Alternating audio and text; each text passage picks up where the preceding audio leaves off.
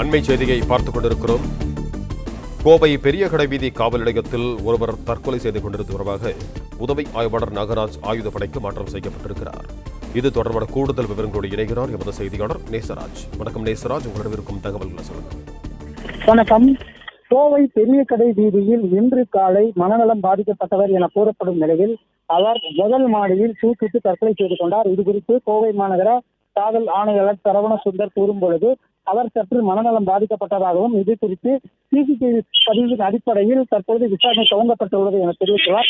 அதே போல காவல் நிலையத்தில் ஒருவர் மட்டுமே இருந்துள்ள நிலையில் தற்போது விசாரணை அது குறித்தும் அந்த காவலர் குறித்தும் விசாரணை நடைபெற்று வருகிறது. இந்த நிலையில் கோவை பெரியகடை வீதியில் உள்ள காவல் உதவி ஆய்வாளர் நாகராஜ் மற்றும் தலைமை காவலர் செந்தில் ஆயுதப்படைக்கு மாற்றம் செய்துள்ளதாக கோவை மாநகர காவல்துறை ஆணையாளர் தெரிவித்துள்ளார்.